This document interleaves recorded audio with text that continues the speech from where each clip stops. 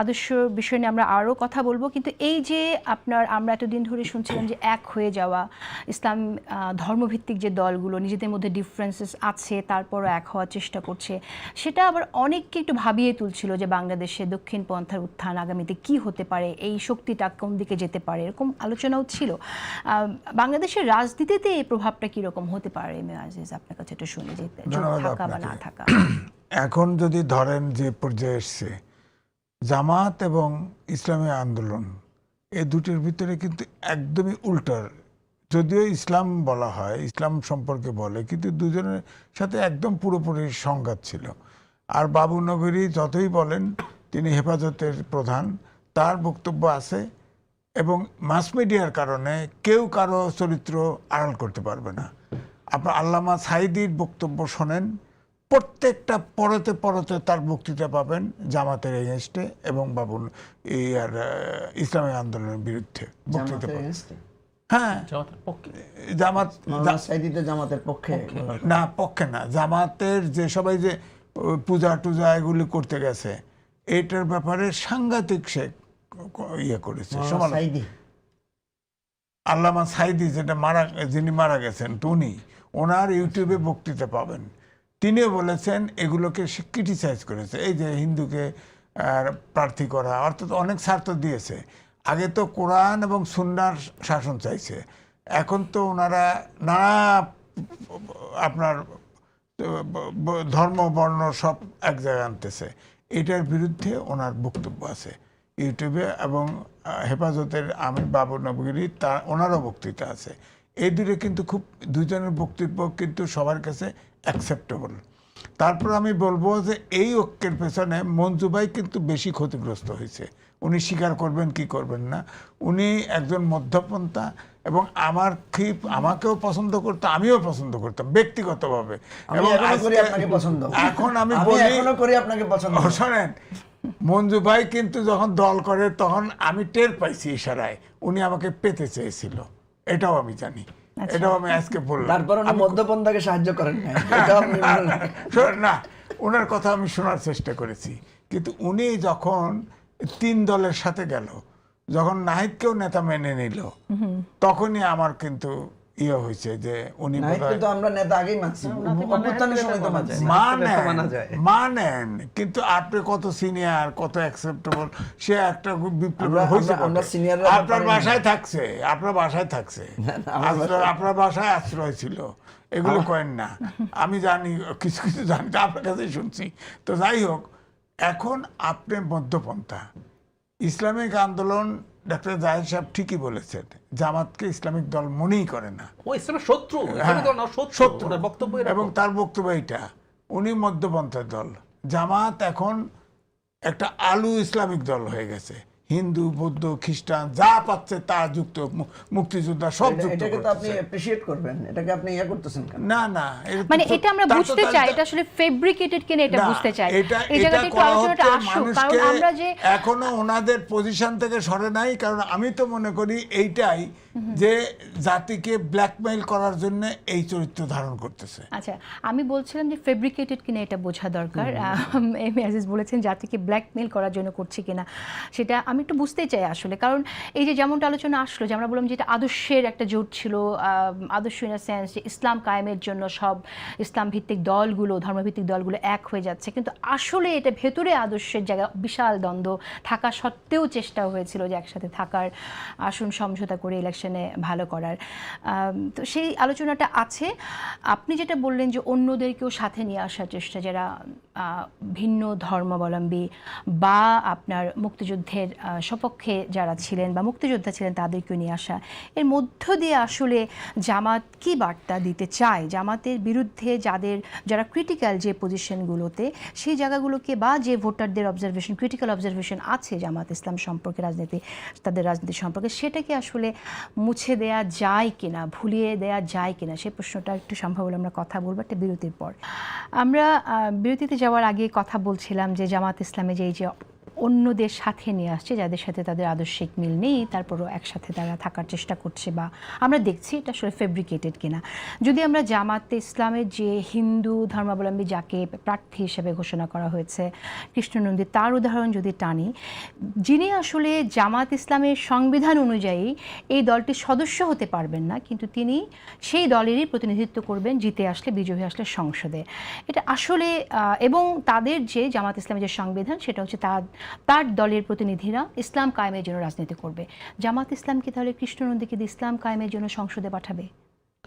প্রথম কথা হচ্ছে জামাতের এবারের যে পলিসি আমরা দেখতে পাচ্ছি, বা আগেও হয়তো ছিল, সেটা আপনি দেখবেন 81 দশকে 80-র দশকে যখন জামাতের বা ছাত্র শিবির যখন বিভিন্ন জায়গায় সংসদ নির্বাচন করেছে, সেখানে কিন্তু অমুসলিমদেরকে প্রার্থী দেয়া, নারীদেরকে প্রতিনিধিত্ব করা কিন্তু আগেও করেছে।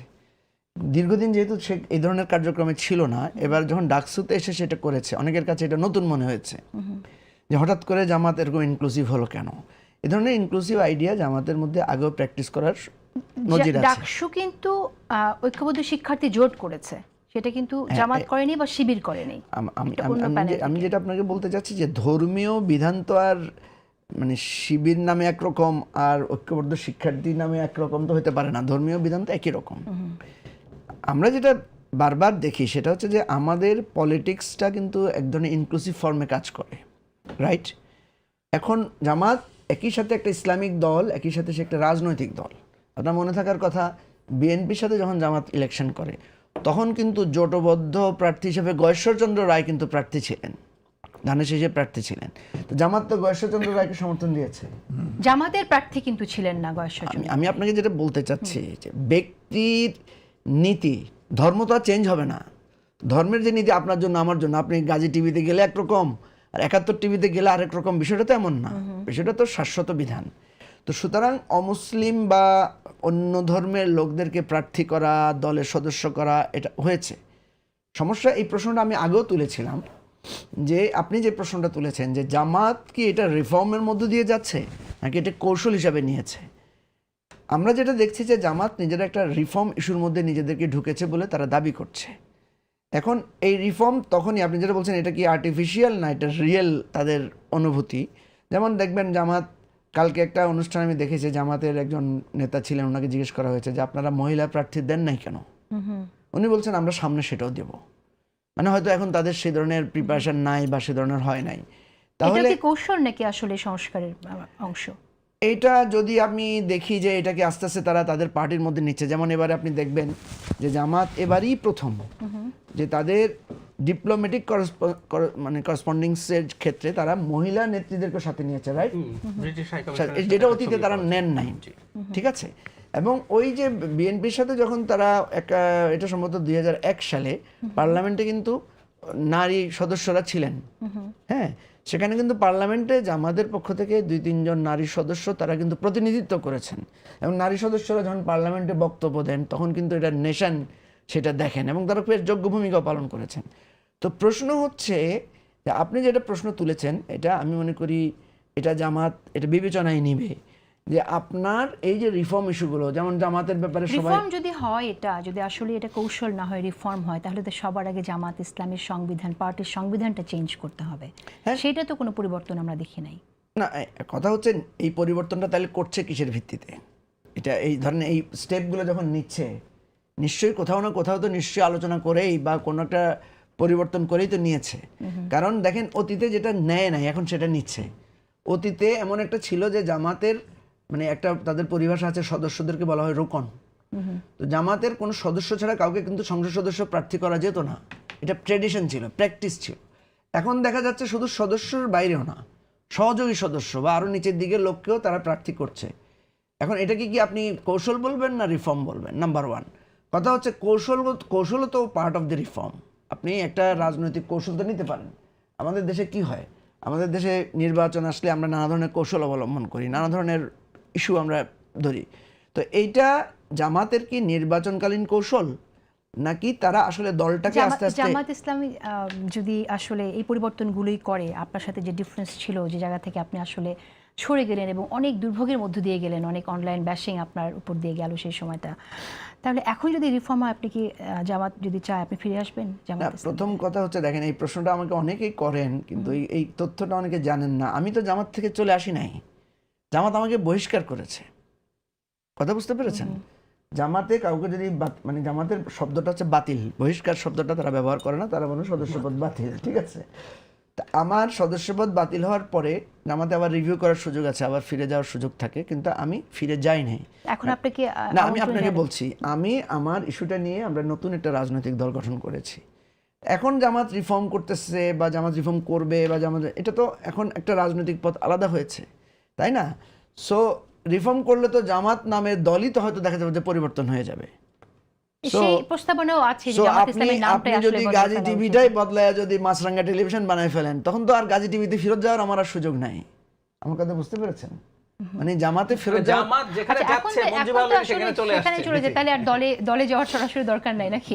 আচ্ছা, আমি আসছি আপনার কাছে আবারও। ডক্টর জাহিদুর রহমান, আমি আসলে একটু সহজে সংক্ষেপে শুনতে চাই, আমরা আরও কয়েকটি বিষয়ে কথা বলবো। কোনটা কৌশল, কোনটা আসলে অপকৌশল, কোনটা আসলে রিফর্ম, কি করে বুঝবে আমাদের সাধারণ মানুষ, কি করে এই জায়গায় একটু আমরাই তো বুঝতে পারছি না। খুবই গুরুত্বপূর্ণ আলাপ আছে এখানে, একটু করা দরকার। যেমন ধরুন আমি একটু সৌদি আরবে যাই, MBS বলে ওনাকে খুব চেনে সবাই, মোহাম্মদ বিন সালমান। সৌদি আরবের নারীরা গাড়ি চালাতে পারতেন না, তারা মাহরাম ছাড়া, যার সাথে বিবাহ সম্পর্ক হারাম এমন পুরুষ ছাড়া যেতে পারতেন না কোথাও। তো MBS এগুলো চালু করেছেন। শুধু তাই না, সৌদি আরবের মাটিতে অত্যন্ত স্বল্প বসনা মডেলদের ফটোশ্যুট হয়েছে বিভিন্ন জায়গায়। সরিয়ে রাখি যে মুসলিম একজন নারী গাড়ি চালাতে পারবেন, এখন দোকানগুলোতে চাকরিও কম্পালসারি করে দিয়েছে। মুসলিম একজন নারী মাহরাম ছাড়া কোথাও যেতে পারবেন। আচ্ছা, আমার প্রশ্ন হচ্ছে এটা কি ইসলাম পারমিট করে? যদি করে তাহলে আপনি এতদিন দেন নাই কেন? আর যদি না করে তাহলে এখন দিলেন কেন? আমি ঠিক একই প্রশ্ন জামাতকে করছি। আমরা ছোটবেলা থেকে জামাতে কিন্তু নারীর যে শাখা, এটি কিন্তু বেশ স্ট্রং। আমার নিজের মনে আছে, আমরা ছোটবেলায় দেখি যে নারীরা বাসায় যাচ্ছে, বেশ ওরা, আমি ছোটবেলা থেকে দেখেছি, আমার মনে আছে বাসায় বাসায় যাচ্ছেন, দাওয়াত দিচ্ছেন, কোরআন শেখানো, খুবই ডেডিকেটেডলি কাজ করেন তারা। তো এই নারীদেরকে আপনি এত বছর পর ব্রিটিশ হাই কমিশনের সাথে, এবং ওখানেও তারা কিন্তু অত্যন্ত টাফ পর্দা করে গেছেন, মেকআপ পরা ছিলেন, 6 জন গেছেন, আমার ওই ছবিটা অনেকবার দেখা আছে। তাহলে আমার প্রশ্ন, এবং জাহেদ, আপনি খেয়াল করেছেন যে আমাদের নারীরা কিছু মিটিং এ বক্তব্য রেখেছেন, এক্সেলেন্ট বক্তব্য রেখেছেন। আপনিও মনে হয় দুই একজনকে টক শোতেও ডেকেছেন, খুবই ভালো কথাও। তাহলে আমার প্রশ্ন কিন্তু একই রকম, নারীরা বের হবেন, এসব মিটিং এ যাবেন, এটা কি ইসলাম সমর্থন করে? যদি করে, উনি বলতে পারবেন না আমাদের সংগঠন তো ছিল না, অত্যন্ত শক্তিশালী সংগঠন ছিল, কিন্তু আপনি এতদিন দেন নাই কেন? তাহলে আপনি ডেপ্রাইভ করেছেন। আর যদি এটা ইসলাম সমর্থন না করে তাহলে এখন দিচ্ছেন কেন? সমস্যাটা অন্য জায়গায়। আপনি ইসলামী মূল্যবোধ সাথে রাখবেন। যেমন মঞ্জু ভাইদের যে পার্টি, এবি পার্টি, আমি ধারণা করি খানিকটা AKP, Truth and Justice Party, এরদোগানের যে পার্টি, তার সাথে মিল আছে। এখানে মুসলিম বা ইসলামের কিছু মূল্যবোধকে ওনারা ধারণ করেন, এক ধরনের মধ্যডান দল। ওনারা দেখুন ইসলাম শব্দটা ব্যবহার করছে না। আপনি ইসলাম ব্যবহার করবেন কারণ ইসলামের তো একটা আলাদা ট্র্যাকশন আছে, কিন্তু আপনি আবার এসব করবেন, এই জিনিসটা প্রচন্ড রকম দ্বিচারিতা। আপনি যদি এগুলো থেকে সরেই আসে তাহলে ইসলাম ব্যবহার করবেন না। আসলে আপনি মুসলিম কিছু মূল্যবোধকে, ইসলামের কিছু মূল্যবোধকে ব্যবহার করতে পারেন। আপনি জামাতের কনস্টিটিউশনের ভূমিকা যদি পড়েন, হয়তো সদস্যের কথা বললেন, যেহেতু আল্লাহর, কোরআন, রসুল একটার পরে আমি চাইলে পড়ে শোনাতে পারি, আমার এখানে রাখা আছে। একটা দল যখন আগাগোড়া এরকম, তখন সে আবার যখন এগুলো করছে, প্রশ্নগুলো করবে। কারণ আপনি জামাতে ভোট দেওয়াকে ইমানি দায়িত্ব বলছেন বাড়িতে বাড়িতে গিয়ে। আমি অনেক মানুষের কাছে শুনেছি, নারীরা কিন্তু যাচ্ছে নারীদের কাছে, কারণ এটা ইসলাম কায়েম করবে আলাপ করছেন। আবার আপনি এমন কিছু করছেন, আবার আমরা শুনছি যে জুলাই সনদের ভিত্তিতে দেশ চলবে। তো জুলাই সনদের সাথে তো ইসলাম কায়েম বিষয়টা আসলে ডিফারেন্স আছে, অনেক ক্ষেত্রে ডিফারেন্স আছে, অনেক ক্ষেত্রে আছে। আমি যে কথাটা বলতে যাচ্ছিলাম, আমরা যেটা চেয়েছি, অনেকবারই আলাপটা হয়েছে, ওনাদের ক্লিয়ার হতে হবে। ওনারা সব সময় না এক ধরনের একটা ঘোলাটে পরিস্থিতি রাখছেন, যেখানে যেটা প্রয়োজন। যেমন ধরুন, আমি প্রচুর টকশোতে জামাতের MP ক্যান্ডিডেট আছেন, তারা জামাত ক্ষমতায় আসলে তারা শরিয়া কায়েম করবেন বলছেন। ওদিকে BBC বাংলায় শ্রীরাধা দত্ত জনাব তাহেরকে কোট করছেন, যিনি আমাকে বলেছেন আমরা কোথাও শরিয়া কায়েম করবো বলে বলছি না। মানে যেখানে যেটা প্রয়োজন সেটা তারা করছেন, তারা কোনো না কোনো রকমে চেষ্টা করছেন যে এগিয়ে যায়। এটাই হলো প্রবলেমের জায়গা। একটা কথা মনে রাখতে হবে, আপনি ইডিওলজিক্যাল রাজনীতির সামনে এনে বেনিফিট নেবেন, প্রবলেম নেবেন না। আপনার কিন্তু প্রবলেম এটা। বিএনপি বা অন্য কোনো দল, আওয়ামী লীগের মতো, ইভেন এবি পার্টিও যদি তার কোনো কোনো জায়গায় স্খলন হয়, আমরা তাকে কম ধরবো। কারণ উনি বলছেন আমি কোনো ডিভাইন ধর্ম বা রুলকে ভিত্তি করে রাজনীতি করছি। উনি মানুষের তৈরি করা অনেক কিছু, ওনার ডেভিয়েশন আমরা টু সাম এক্সটেন্ট অ্যাকসেপ্ট করতেই পারি, কিন্তু আমরা এটা করতে প্রস্তুত না।